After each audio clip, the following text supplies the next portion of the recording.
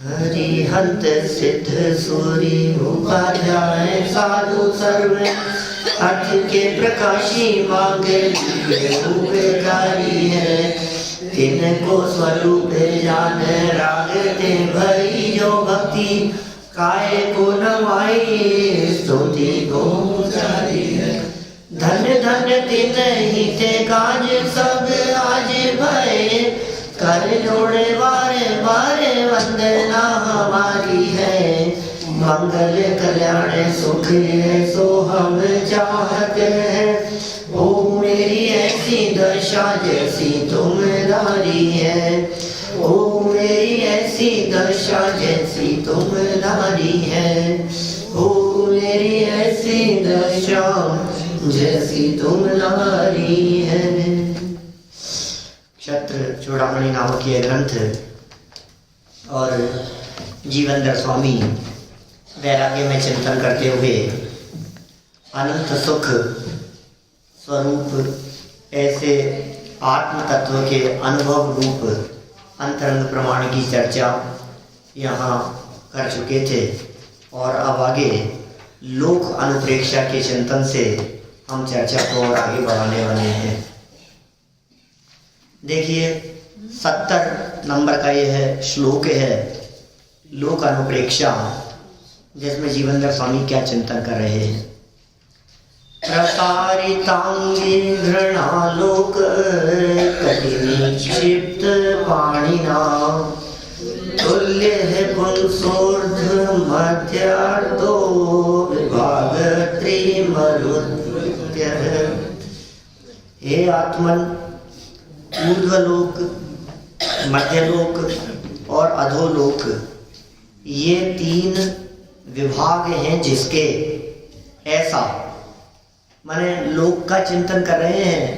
लोक के 3 हिस्से हैं, एक ऊर्ध्वलोक है, एक मध्य लोक है और एक अधोलोक है। ऊर्ध्व ऊपर है, मध्य बीच में है और अधोलोक नीचे है। ये जो लोक है ये मेरू पर्वत के आधार पर बटा है। जितने मेरू पर्वत की हाइट है सुमेरु पर्वत की उतना मध्य लोक की हाइट है। हाँ, और सुमेरु पर्वत से एक बाल के अंतर से उसकी जो चूलिका है उसके एक बाल के अंतराल से ऊपर ऊर्ध्व लोक शुरू हो जाता है। इसको छूता नहीं मतलब छूता नहीं, एक बाल का गैप है। हाँ, कुछ भी हाँ, गैप है और उससे वो ऊर्ध्व लोक शुरू हो गया। स्वर्ग नहीं, ऊर्ध्व लोक। फिर मेरू पर्वत के नीचे से जहां जड़ है उसके नीचे से अधोलोक शुरू हो जाता है। 1000 योजन की जड़ है, उस जड़ के नीचे से अधोलोक शुरू हो जाता है। सूक्ष्मता तो बहुत है, लेकिन अभी अपन ज्यादा विस्तार से चर्चा यहाँ लोक के संबंध में नहीं करने वाले हैं, क्योंकि लोक की चर्चा फिर कभी चलाएंगे अपन तो बहुत विस्तार से करेंगे। पहले की भी है अपन ने, जब प्रकरण अपने चले थे तब। देखिए पहली बार ही सुना है कि भाई उसके नीचे नरक ये भाव ऐसा कि अपना ये पूरा होने के बाद में हाँ। और बीच में थोड़ा सा लोक का, क्योंकि आप बाहर तो सब जगह करते ही हैं। हाँ। लेकिन यहाँ के लोगों को जो कुछ नए लोग आ रहे हैं उनके हिसाब से एक बार पूरे लोक का 2-4-5 दिन कर लेंगे, देखते हैं। उसके बाद तो मोक्ष मार्ग प्रकाशित चालू करेंगे। हाँ, चलिए देखते हैं, बात करेंगे जैसा कि क्या करना है। घनोदधि वात वलय, वात माने होता है हवा। घन उदधि, घनोदधि वात वलय। घन माने बहुत घनी, उदधि माने जल। घनोदधि माने पानी और घने पानी से मिली हुई हवा, उसका घेरा। वलय माने घेरा। वापस देखना शब्द क्या है, घनोदधि वात वलय। कितने शब्द हैं इसमें? घन माने बहुत घनापन, हेवीनेस। उदधि माने जल। घनोदधि, घनोदधि घना पानी मिश्रित हवा, पानी मिश्रित हवा। और वलय माने घेरा। ये फर्स्ट है, माने लोक है। इस लोक के चारों ओर, लोक के बाहर नहीं भीतर, सबसे पहले घनोदधि नाम का वातवलय है, बराबर। फिर उसके चारों तरफ घन वातवलय है और उसके चारों तरफ तनु वातवलय है। इन 3 वातवलयों से वेष्टित, पैर फैलाए हुए, कमर पर हाथ रखा है जिसने, ऐसे पुरुष के समान यह लोक है। घन वातवलय माने घनी हवा, घनोदधि मतलब पानी मिश्रित घनी हवा, और तनु मतलब पतली हवा। तो इनसे ये घिरा हुआ है। और ये लोक दिखता कैसा है कि लोक पुरुष संठान, जो था 12 भावना के हैं, लोक पुरुष संठान। कैसा कहना चाहते हैं कि नीचे से किसी व्यक्ति ने दोनों पैरों को ऐसे फैलाया हो, पैर फैले और हाथ ऐसे कमर पर रखे हैं, पैर फैले हुए और हाथ कमर पर रखे हुए। तो जो पुरुष का संस्थान माने आकार बनता है वो लोक है, वो समान लोक है। माने 12 भावना जो अपन भूधरदास जी की जो 12 भावना बोलते हैं, उसमें बोलते हैं 14 राजु उतंग नभ, लोक पुरुष संठान, तामे जीव अनादि से भरमत है बिन ज्ञान। 14 राजू की ऊंचाई वाला, उतंग माने ऊंचाई, 14 राजू। अब राजू तो बहुत, राजू तो राजू ही है, वो नहीं है घर में आने वाला, काम करने वाला, दूध देने वाला, झाड़ू पोछा करने वाला, अखबार डालने वाला, उसका नाम वो नहीं है राजू। तो कौन है ये नाप है। और कितनी बड़ी नाप है कि एक राजू में असंख्यात योजन हो जाते हैं, और एक योजन 4000 मील का होता है, 4000 माइल एक योजन। 2000 कोस का है, माने 4000 माइल समझो।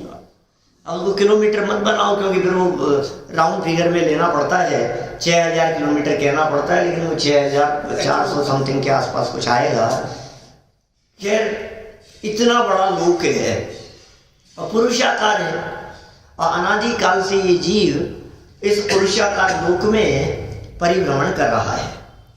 देखिए सरल अर्थ देखिए, वो उससे क्या मतलब है? योजन में बताएं, योजन तो बहुत नीचे आगे चला गया। हाँ तो उससे पहले पल्ले आएगा। पल्ले काल की नाप है, सागर काल की नाप है, वो लंबाई है। मैं चर्चा क्षेत्र की कर रहा हूँ, लंबाई है ना, थोड़े लंबाई क्षेत्र की।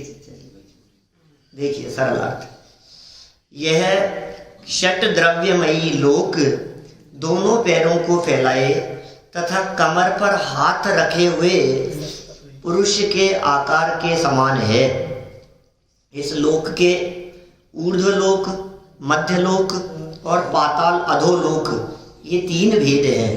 यह लोक घनोदधि वातवलय, घन वातवलय और तनु वातवलय से वेष्टित है। इस शब्द का, इन पंक्तियों का ऐसा अर्थ नहीं समझना चाहिए कि लोक को चारों तरफ से इन वातवलयों ने घेर रखा है। माने ऐसा लगता है, फिर प्रश्न खड़ा होता है कि क्या वातवलय लोक में है या लोक के बाहर है? भाई लोक को घेर रखा है तो लोक के बाहर है क्या? लोक के बाहर नहीं है, वातवलयों की सीमा तक लोक है, उसी सीमा में है। ठीक है। और पूरा का पूरा लोक इन हवा के ऊपर टिका हुआ है, वातवलयों के आधार पर टिका हुआ है।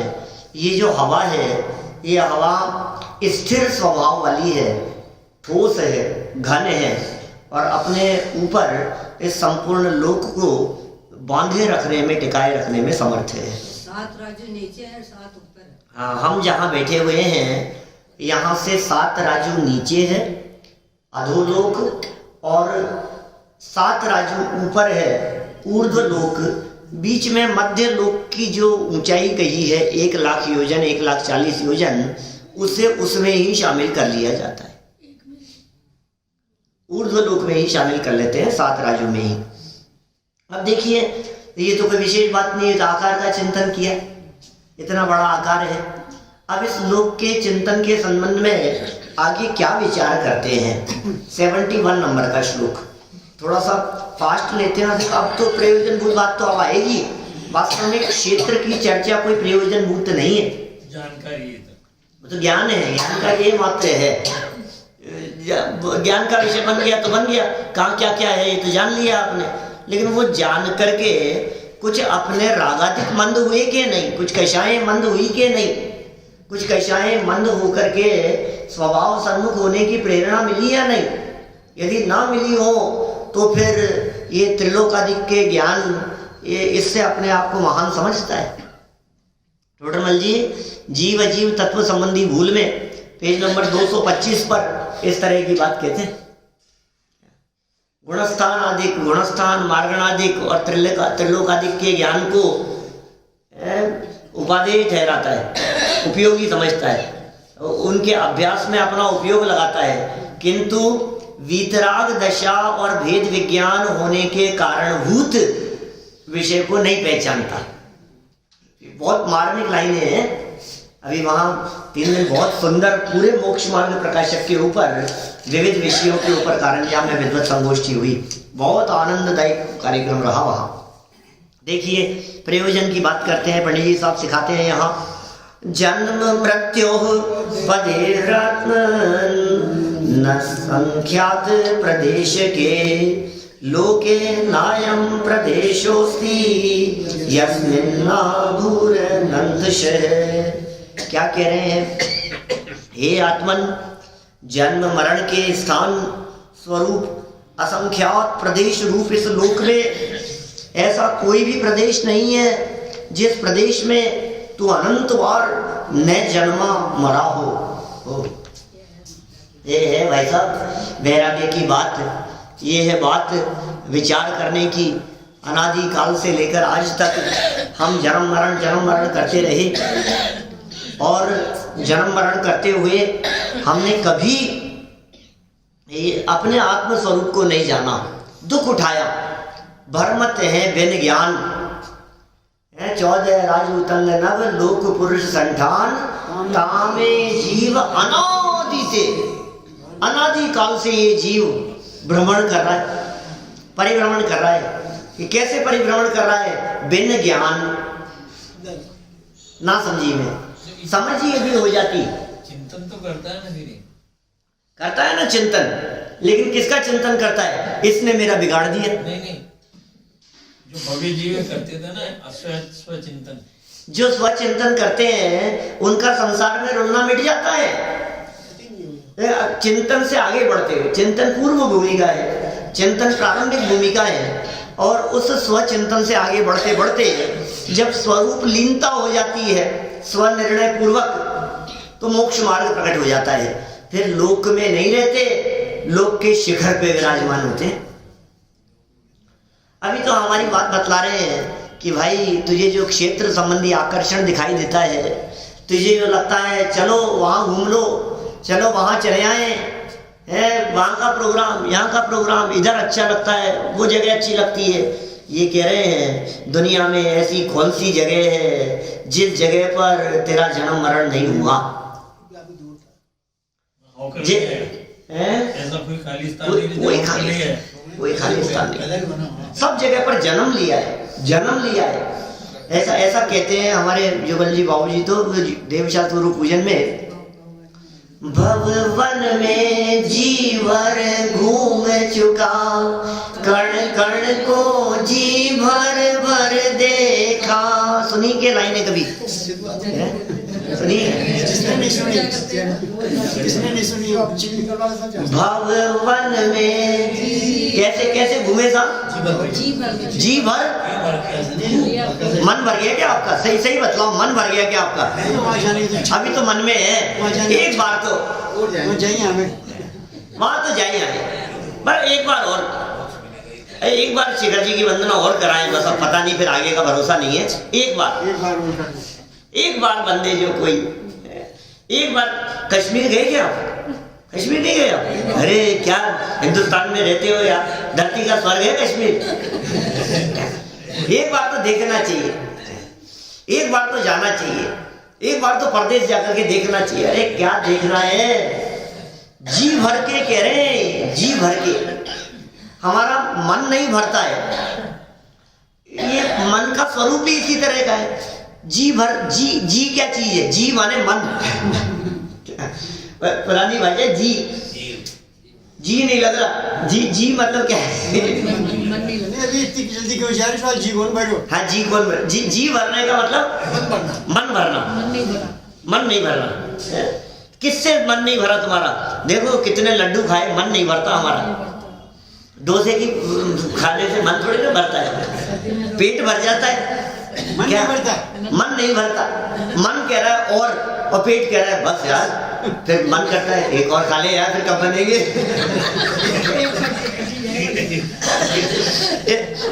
मन ये जी भर भर करके, और कह रहे देखा हमने, जी भर भर करके देखा। और किसको?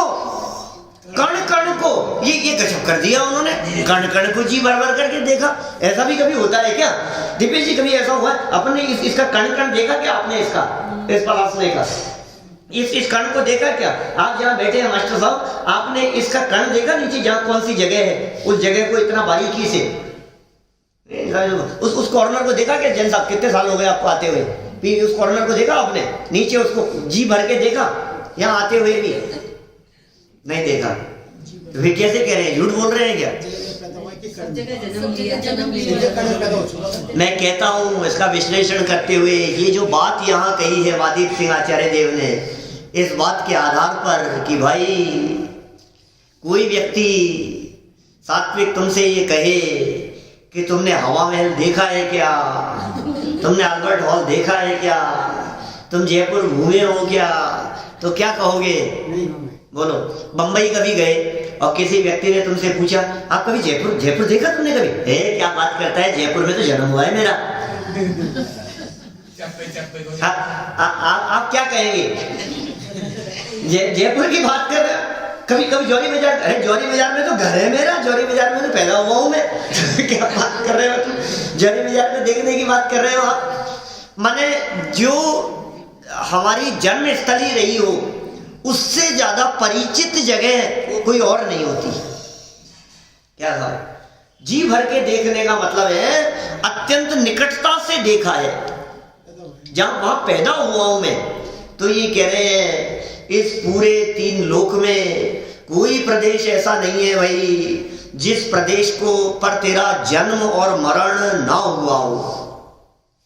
हर यहां भी जन्म हुआ है, इसके बगल में भी जन्म हुआ है, इसके बगल में भी जन्म हुआ है। सुई की नोक यहाँ टच करो ना इस जगह पर, क्योंकि अकेले जमीन की बात नहीं है, ये भी तो है, खुला स्थान भी तो है। जिस जगह ये उंगली रखी है मेरी, इस जगह पर असंख्यात प्रदेश है, इस जगह पर, और वहां हमने जन्म लिया है निगोदिया बन के, सूक्ष्म निगोदिया बन करके, एकेंद्रीय बन करके, अपर्याप्त जीवों के रूप में। न मालूम कैसे कैसे हमने यहाँ जन्म लिया, इस जगह पे, इस जगह जन्म लिया, फिर वहीं असंख्यात बार जन्म लिया, दूसरी जगह जन्म लिया, दूसरी, सब जगह पर अनंत बार जन्मा और मरा है। अब क्या बाकी रह गया?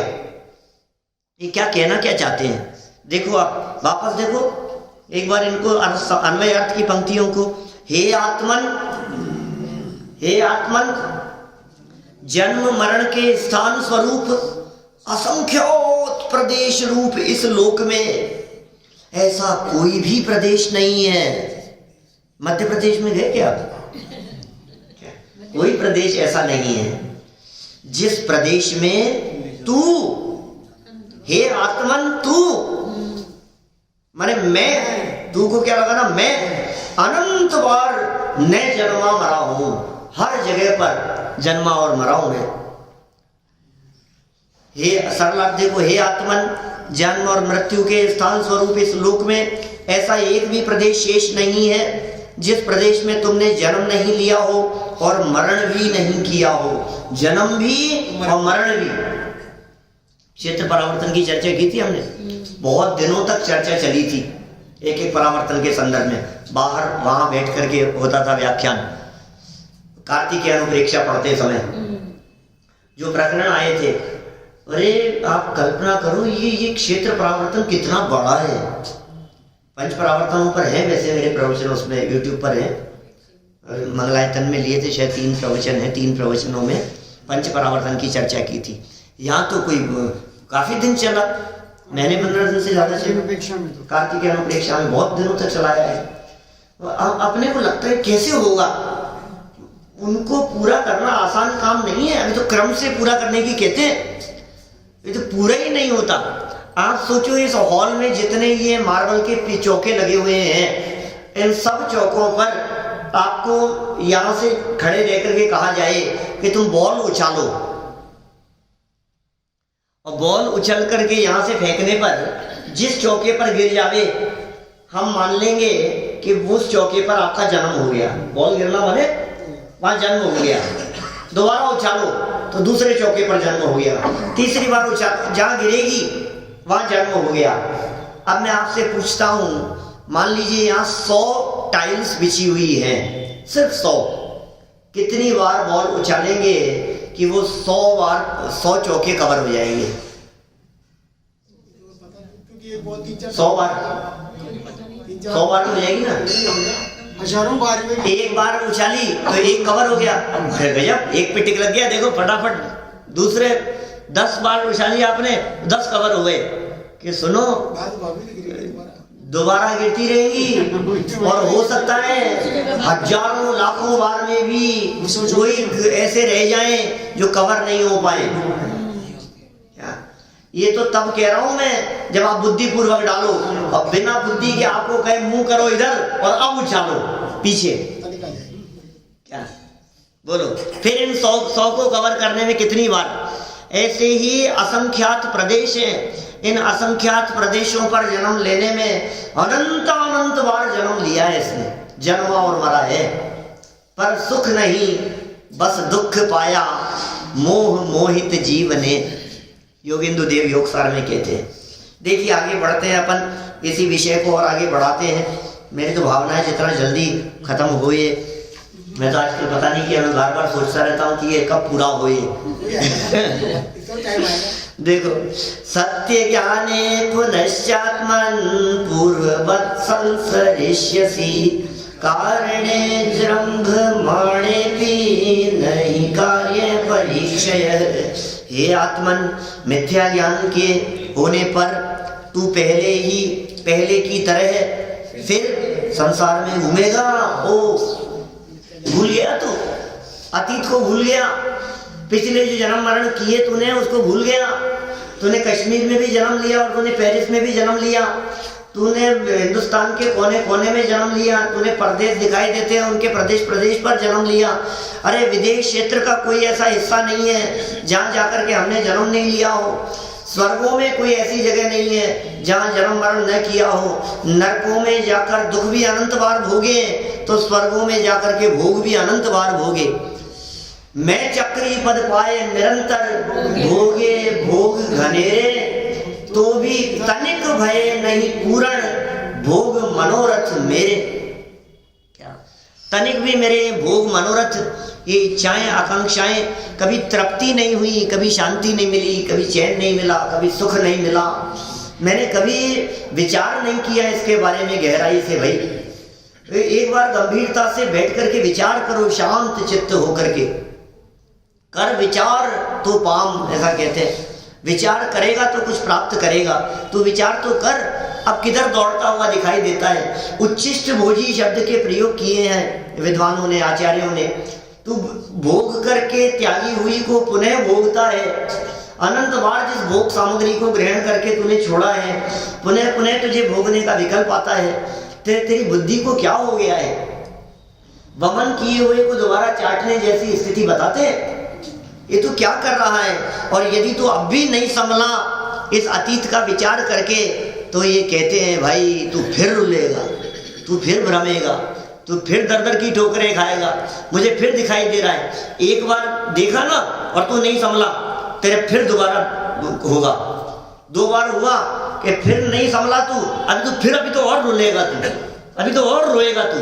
अभी जितना रोया है ना, ये इतने रोने से पार नहीं पड़ी, अभी तो और रोना दिख रहा है, हमारे दिख रहा है।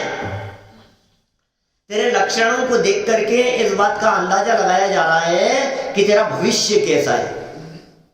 क्या बात कर रहे हो सब, भविष्यवाणी कर रहे हैं आचार्य जी। ये कह रहे हैं, क्या कह दिया इन्होंने, संसार में घूमेगा, पहले की तरह फिर संसार में घूमेगा।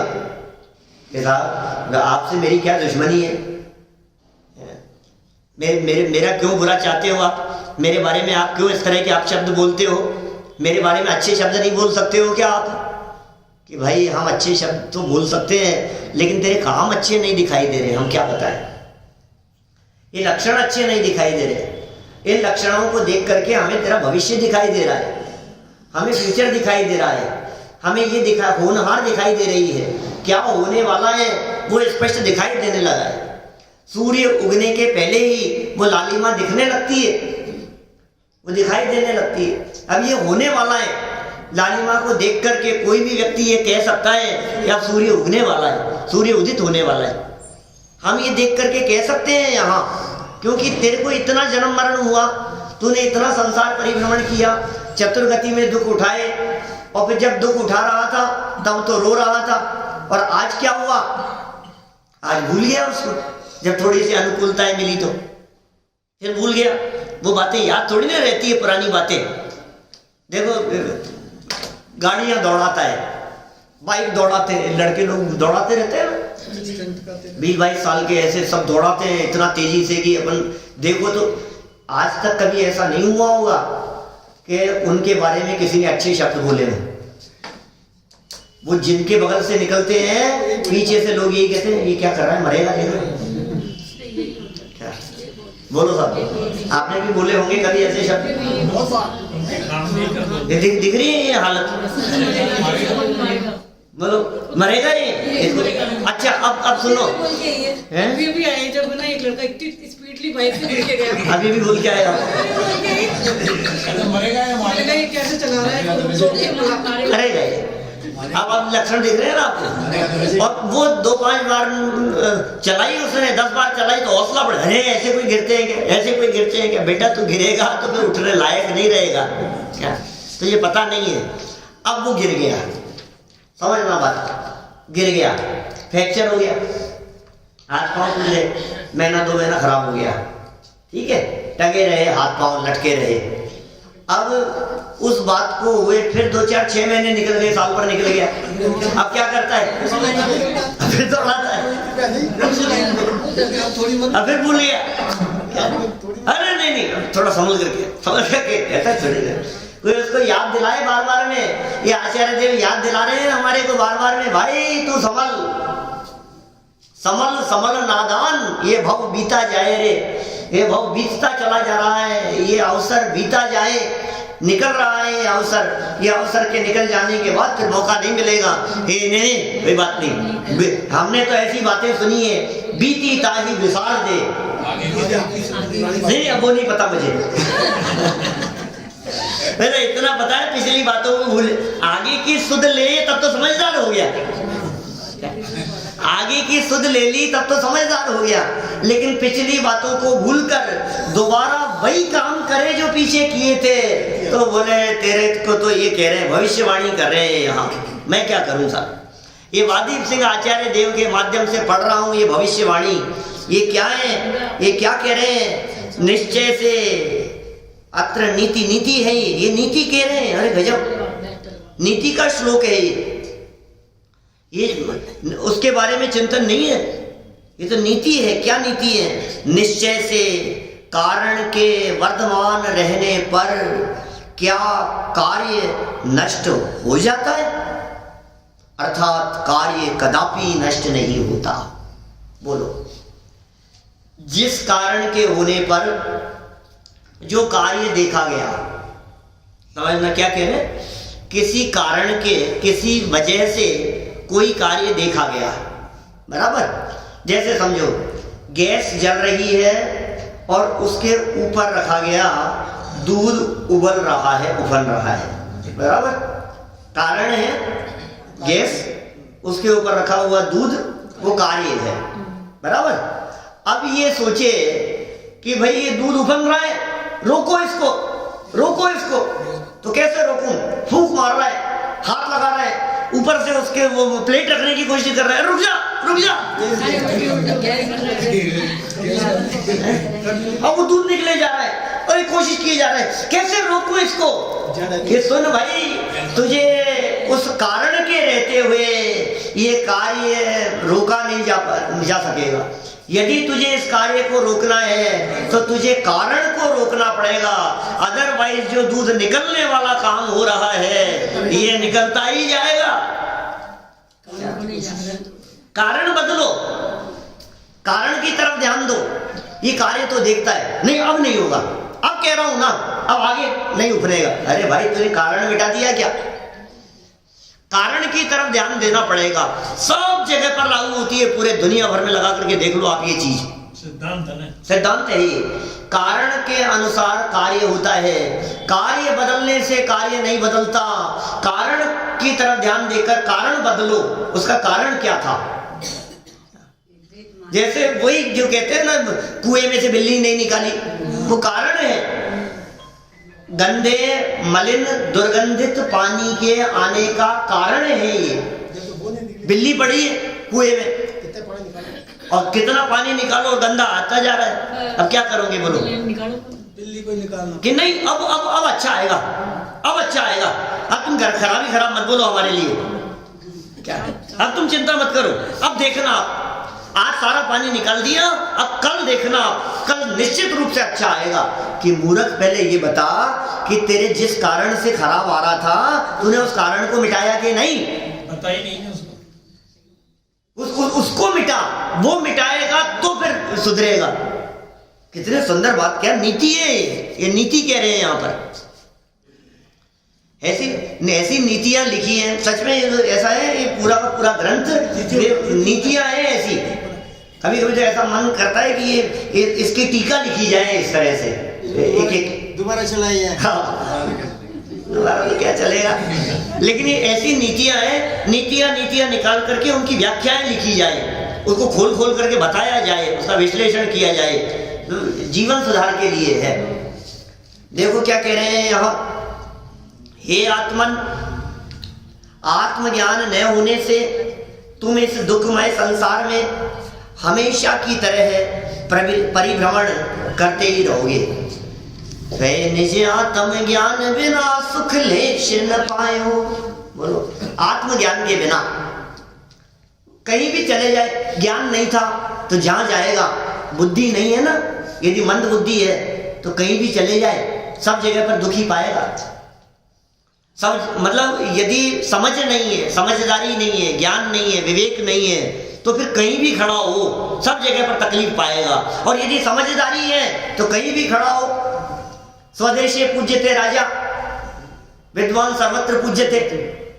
तो बुद्धि भी यदि है तेरे पास में तो सारी दुनिया तुझे पूछेगी, सब जगह पर सम्मान प्राप्त करेगा। और ज्ञान नहीं है तो ज्ञान नहीं है ना, तो तेरे घर के भी तुझे नहीं पूछेंगे। क्यों? उनसे मत पूछो यार, उनको समझ तो है नहीं कुछ, ये कुछ समझते तो है नहीं, बुद्धि तो है नहीं, इनको रहने दो, इनसे बात मत करो, अपन ही कर लेंगे। क्यों? क्योंकि इनमें नहीं है समझ, किसी बात की ज्ञान ही नहीं। तेरे में यदि समझ होगी तो घर के भी पूछेंगे, पड़ोसी भी पूछेंगे, और समाज के लोग भी आकर के पूछेंगे कि इनसे पूछो, उनसे निर्णय कराओ। तेरे में यदि समझ हो, और समझ नहीं हो तो ये कोई नहीं पूछेगा। ये कह रहे हैं आत्मज्ञान, सच्ची समझ की बात कर रहे हैं, लौकिक समझ की नहीं। जब लौकिक समझ होने पर भी पूज्यता देखी जाती है, टोडरमल जी ने मोक्ष मार्ग प्रकाशक में पंच परमेष्ठियों का स्वरूप बतलाने के बाद प्रारंभ में उनके पूज्यत्व का कारण बतलाया। ये पूज्य क्यों है, इनकी पूज्यता का क्या कारण है? तो उन्होंने कहा सुनो, राग की हीनता और ज्ञान की अधिकता, विशेषता, ये पूज्यता का कारण होता है। वीतरागता की वृद्धि, वीतरागता और ज्ञान की वृद्धि, कषायों की मंदता और हीनता और ज्ञान की विशेषता, इस व्यक्ति से, इस वृत्ति से व्यक्ति स्वयं वो पूज्य हो जाता है। आपकी कषाएं यदि मंद हो, आपकी यदि भेदभाव की वृत्ति यदि कम हो और ज्ञान थोड़ा सा विशेष हो, तो देखो कहां से कहां पहुंच जाता है व्यक्ति। करेंगे मोक्ष मार्ग प्रकाशक में चर्चा निकट में। देखिए हे आत्मन, आत्मज्ञान न होने से तुम इस दुखमय संसार में हमेशा की तरह, जैसे पहले 0 पर आउट हुए थे ना, तो अभी भी वैसे ही खेल रहा है। तो अभी भी आती हुई बॉल को नहीं देख रहा है तो फिर आउट होगा। तो जैसे पहले दौड़ता हुआ गिरा था ना, और तूने जमीन में यहाँ जो चिकनाई थी तूने नहीं देखी थी, और फिर वैसे ही दौड़ रहा है तो फिर गिरेगा। पहले की तरह जैसे आत्मज्ञान के बिना पहले तू संसार परिभ्रमण किया ना, जैसे आत्मज्ञान के बिना पहले तू नरक निगो तिर्यंच आदि गतियों में भटका ना, रोता रहा ना, उसी तरह पहले की तरह इस दुखमय संसार में हमेशा की तरह परिभ्रमण करते ही रहो, करते ही कभी मिट जाएगा ऐसा नहीं होगा, करते ही रहोगे। क्योंकि कार्य की उत्पादक सामग्री के होने पर, कार्य की उत्पादक सामग्री उसे कहते हैं कारण। कार्य की उत्पादक सामग्री को क्या कहते हैं? कारण।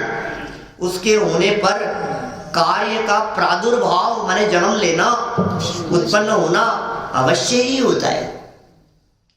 इसलिए समझदार व्यक्ति कार्य को नहीं देखते, कारण को देखते हैं। समझदार व्यक्ति क्रिया को नहीं देखते, अभिप्राय को देखते हैं, परिणामों को देखते हैं।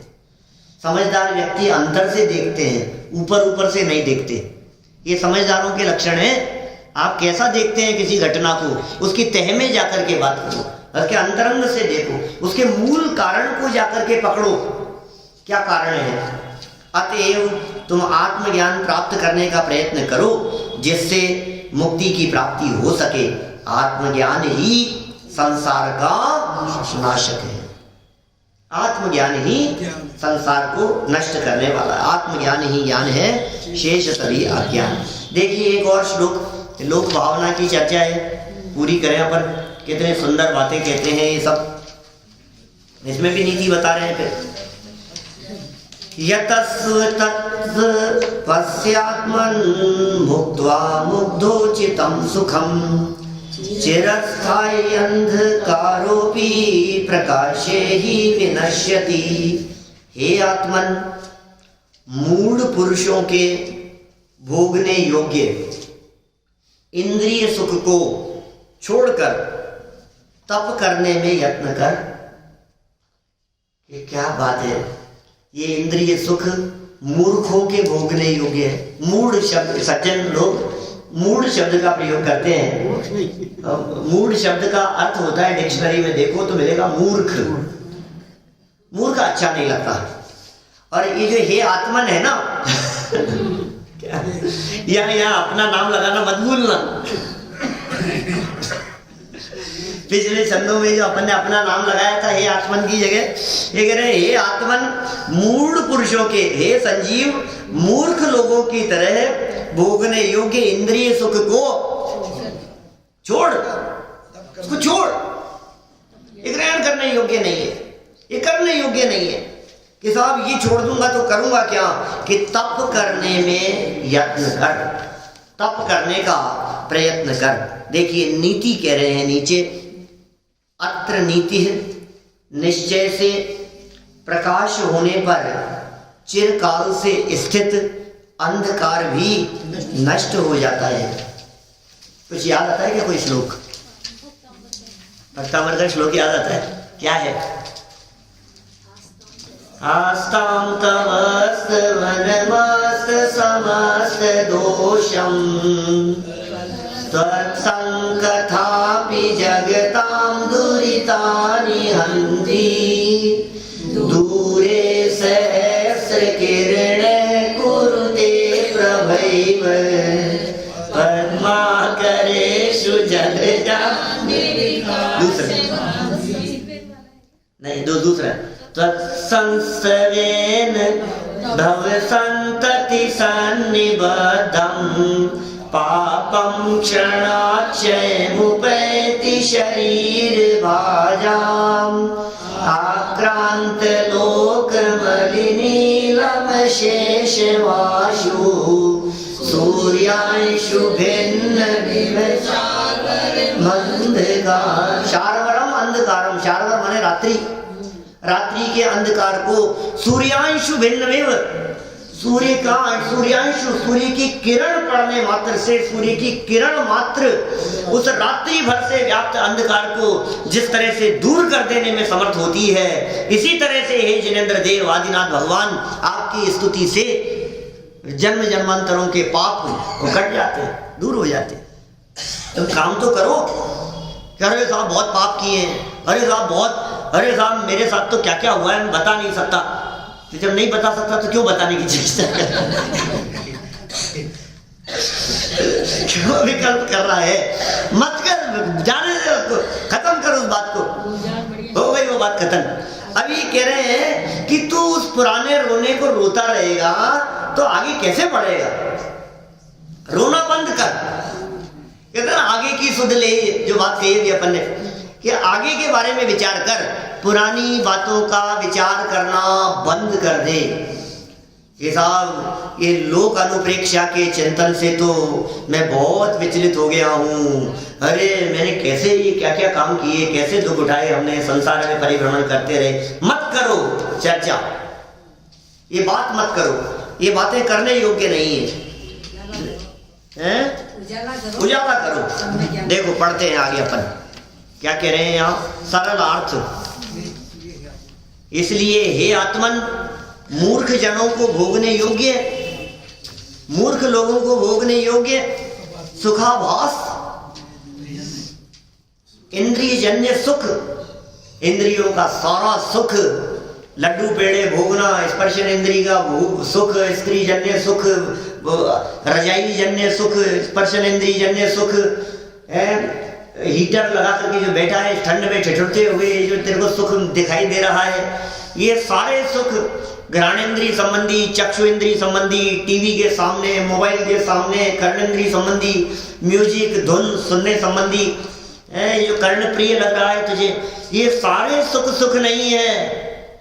ये सुख सदा ही त्याज्य रे, पश्चात जिसके दुख है। ये छोड़कर तुम यथार्थ ज्ञान द्वारा सम्यक तप के लिए प्रयत्न करो, सम्यक ज्ञान करो, उससे भिन्न देखो, अपने को देखो, मैं उससे भिन्न हूँ, उसमें सुख नहीं है, सुख तो भीतर भरा है, सुख तो अंतर में है। अंतर स्वभाव को देखो, अपने अंतरंग में देखो। हमारे जिन ज्ञानी धर्मात्माओं ने सुख प्राप्त किया, जो भगवान महावीर स्वामी अनंत सुखी हो गए, वे अनंत सुखी बाहर इकट्ठा करके नहीं हुए थे, बाहर सब त्यागा और अंदर सब अपनाया। अनंत सुख कैसे मिला उन्हें? आज भगवान महावीर स्वामी अनंत सुखी कैसे हैं? पार्श्वनाथ भगवान अनंत सुखी कैसे हैं? सिद्ध दशा में वे सिद्ध भगवान अनंत सुख का उपभोग कैसे कर रहे हैं? क्या मिल गया उन्हें और कहां से मिल गया? अंदर में, अंदर भरा है। ये सुख अंदर से प्रकट होता है, बाहर से नहीं। इसलिए सम्यक तप के लिए प्रयत्न करो, क्योंकि प्रकाश के होने पर, सम्यक तप किया ना तूने, वो तप का प्रकाश है, उसके होने पर चिरकाल से व्याप्त अंधकार भी तत्काल नष्ट हो जाता है। इस तरह अपने लोक अनुप्रेक्षा की यहाँ चर्चा की है। कल अपन बोधि दुर्लभ की बड़ी मार्मिक चर्चा है। बोधि दुर्लभ जो है ना, ये तो बार बार पढ़ने योग्य, ये मुख्य बोधि दुर्लभ बहुत महत्वपूर्ण है। हम दुर्लभता का ज्ञान कराएंगे यहाँ। मुझे वो अब चूंकि आगे बोधि दुर्लभ पढ़ेंगे तो मुझे विकल्प आ रहा है, 2 लाइनें अपन दौलत राम जी वाली भी बोल तो लेवें। लोक अनुप्रेक्षा के बारे में क्या लिखा उन्होंने? कि नहु न करे न धरे को, षट द्रव्यमयी न हरे को, सो लोक माहि बिन समता, दुख सहे जीव नित भ्रमता।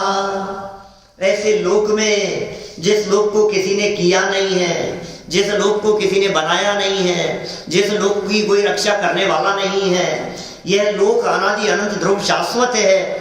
इस लोक में क्या कह रहे हैं? सो लोक माहि बिन समता, समता के बिना, साम्य भाव को धारण किए बिना, राग द्वेष आदि से रहित हुए बिना, सम्यक चारित्र को अंगीकार किए बिना, सो लोक माहि बिन समता, दुख सहे जीव कैसे? नित भ्रमता। हे जीव, तूने अपने समता स्वभाव को न देखा और आकुलता में ही जीवन बिताया, इसलिए इस लोक में निरंतर परिभ्रमण करता रहा। और अब कहते हैं तू यदि ये परिभ्रमण न करना चाहता हो तो तू समता भाव को अंगीकार कर, तो आत्मज्ञान कर। और फिर भी देखो, अभी सीधे सीधे बात समझाइए, फिर भी नहीं समझे तो फिर दुर्लभता समझा करके उंगली टेढ़ी करके समझाएंगे कल।